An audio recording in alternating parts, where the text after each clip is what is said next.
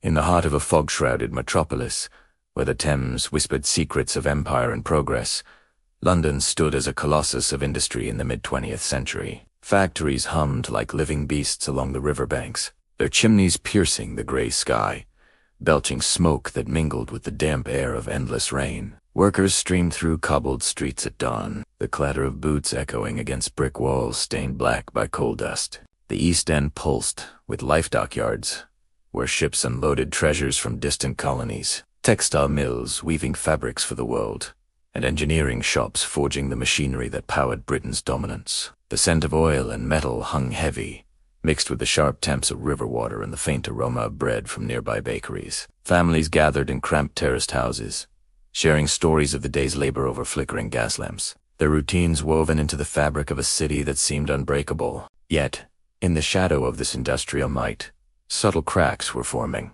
invisible to those caught in the daily grind. The world beyond was changing, with new powers rising across oceans and continents, their factories outpacing the old giants. No one yet grasped the storm gathering on the horizon, the quiet erosion that would unravel it all. As the 1950s gave way to the swinging 60s, London's industrial landscape still gleamed with post-war optimism. The docks at Tilbury and the Isle of Dogs teemed with cranes, lifting crates of steel and cotton, their mechanical groans harmonizing with the shouts of stevedores in thick woolen caps. In factories, like those in Hackney and Whitechapel, women in headscarves operated looms that clicked rhythmically, producing garments exported to eager markets. Men in overalls, faces smudged with grease, assembled cars and appliances in vast holes, lit by harsh fluorescent lights, the air vibrating with the whine of drills and the thud of hammers. Neighborhoods buzzed with community pubs, filled with laughter after shifts, children playing in streets lined with workshops, the distant rumble of trains carrying goods to every corner of the realm. Prosperity seemed etched in stone,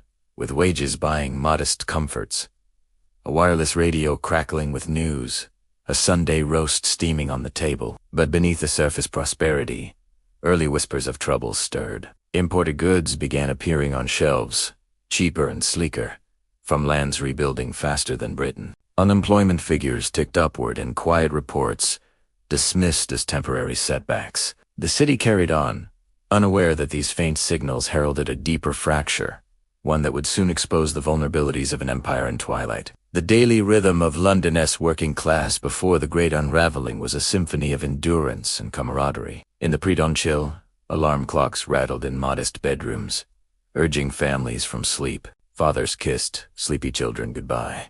Stepping into the misty streets where the acrid smell of burning coal from household fires mixed with the promise of the day. Buses groaned along routes to industrial estates in Dagenham or Acton, packed with men clutching lunch pails wrapped in newspaper. Inside the factories, the heat from forges warmed numb fingers, while the constant din of machinery stamping presses pounding metal. Conveyor belts' worry drowned out conversations, leaving only nods and gestures. Breaks brought respite.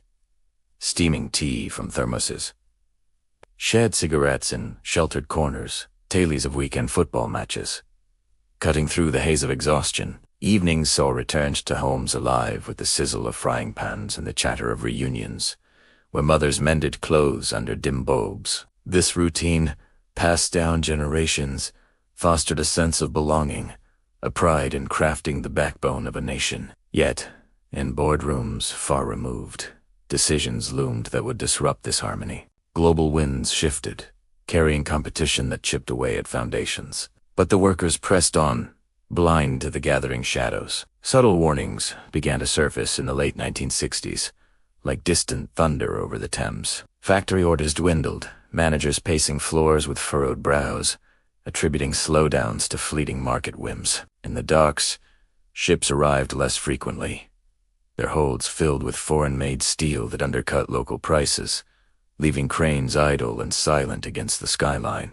Workers noticed longer queues at labor exchanges, friends murmuring about layoffs in hushed tones over pints in smoke-filled pubs. The air grew thicker with uncertainty, the once vibrant hum of production faltering in fits and starts. Newspapers carried stories of strikes in the north, but in London it felt remote until the first closures hit the outskirts. Families felt the pinch. Belts tightened, luxurious foregone, the scent of worry replacing the comfort of routine meals. Environmental decay mirrored the unease rivers fouled with industrial waste. Skies perpetually overcast, health complaints rising among the dust-choked laborers. These signs were dismissed by leaders as necessary adjustments, promises of modernization echoing hollowly. But no one understood what was coming next. The collapse did not begin with chaos. It began quietly, in the overlooked margins of progress. By the 1970s, tension coiled through London's industrial veins like a serpent awakening. Oil crises sent shockwaves, fuel prices soaring, forcing factories to dim lights and shorten shifts, the chills seeping into unheated workshops. Strikes erupted, workers marching through rain-slicked streets, banners flapping in the wind, voices chanting for fair wages amid inflation's bite. The East End's terraced rows, once symbols of stability, now harbored growing anxiety-empty lunch pails. Children in threadbare clothes, the silence of halted machines replacing the familiar roar. Political winds shifted, with governments grappling over intervention or market freedom. Debates raging in smoke-filled rooms while outside, unemployment lines snaked around corners. The scent of decay crept in. Rusting equipment in abandoned lots, weeds pushing through cracked concrete, the faint echo of footsteps in emptying neighborhoods. Instability mounted as foreign competitors flooded markets with cheaper goods.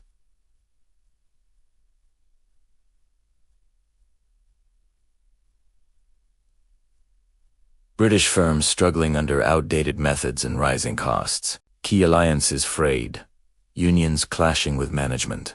The air thick with the acrid smell of burning barricades during protests. The city held its breath, sensing the precipice, but the full weight of impending failure remained shrouded, waiting to crash down. Critical choices in the hulls of power sealed London's industrial fate, pressures mounting like storm clouds over Westminster. In the early 1980s, policies embraced deregulation and privatization, viewing state-owned industries as burdens, their inefficiencies targeted for swift reform. Leaders, in wood-paneled offices overlooking the river, signed off on closures, arguing global competitiveness, demanded sacrifice, mistakes compounded, overvalued currency made exports unviable, subsidies withdrawn abruptly, leaving factories vulnerable. The Big Bang of 1986 transformed the city, deregulating finance and drawing capital away from manufacturing.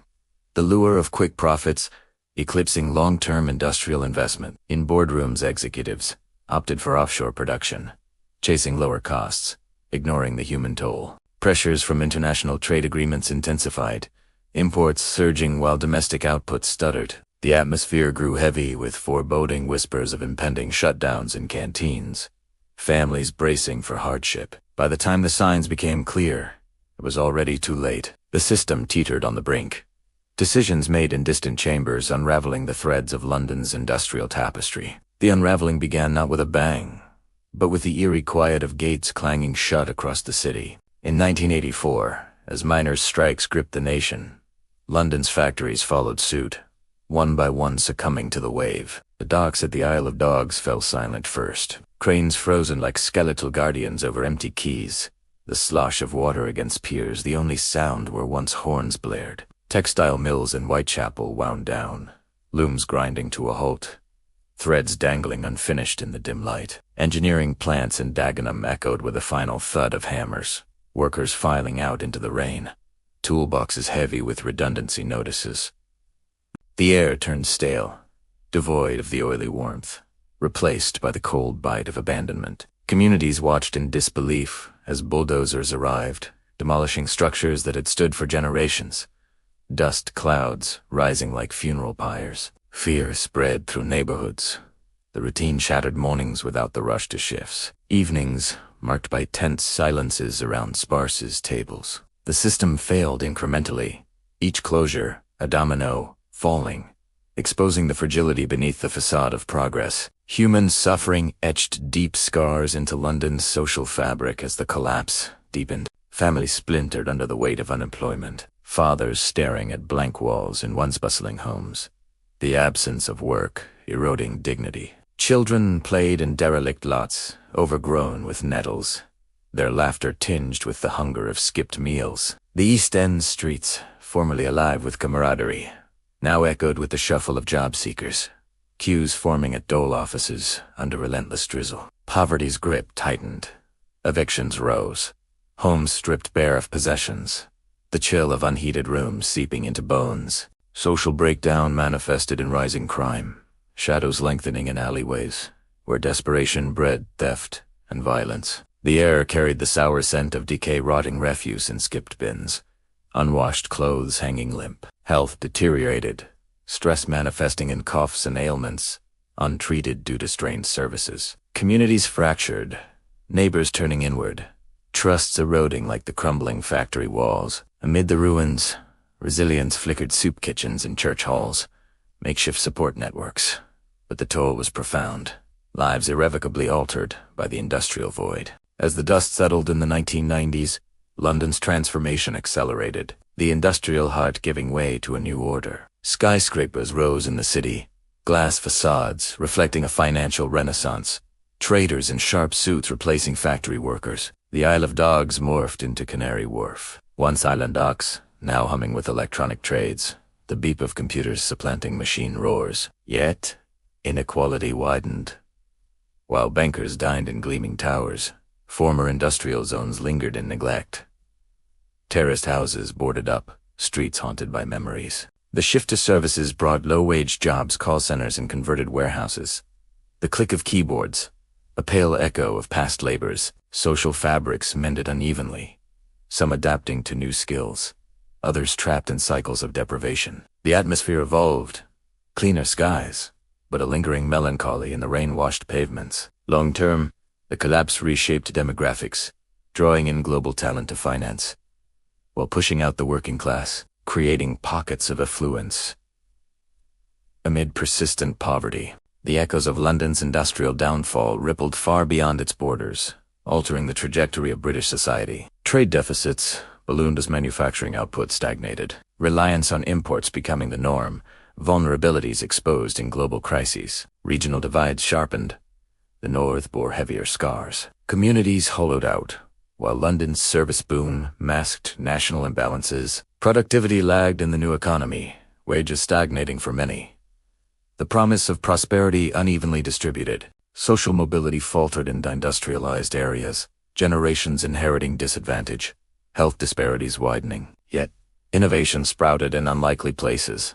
Tech hubs and repurposed factories, creative industries breathing life into ruins. The historical impact was profound. A nation once defined by making things, now navigated by services. Its identity reshaped. The collapse fostered resilience, sparking debates on policy and investment. But scars remained, a testament to the cost of change. In the quiet aftermath, London's streets whispered tales of what was lost. The Thames flowing onward, past gleaming towers and forgotten wharfs. The sensory remnants lingered, faint rust in the air, echoes of machinery in the wind, the weight of history in every cobblestone. Communities adapted, forging new paths amid the ruins.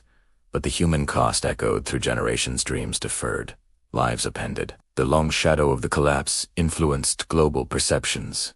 Britain seen as a cautionary tale of transition. Reflective minds pondered the irreversible ruptures, how quiet decisions unraveled empires of steel and sweat. The city endured, transformed yet haunted, a mosaic of progress and loss. Yet, the haunting legacy endures, a spectral reminder in the fog-laden dawns. Empty lots where factories once stood now host fleeting markets, the ground still bearing traces of oil and toil. Families pass down stories of the old days, voices low over flickering screens, the silence of absence more profound than any clamor. Historical ruptures reshaped not just economies, but souls' fear of instability woven into the national psyche. As new challenges arise, the lessons of London's industrial fall loom large, urging vigilance against complacency. The collapse, a process etched in time, leaves an indelible mark, a whisper in the wind.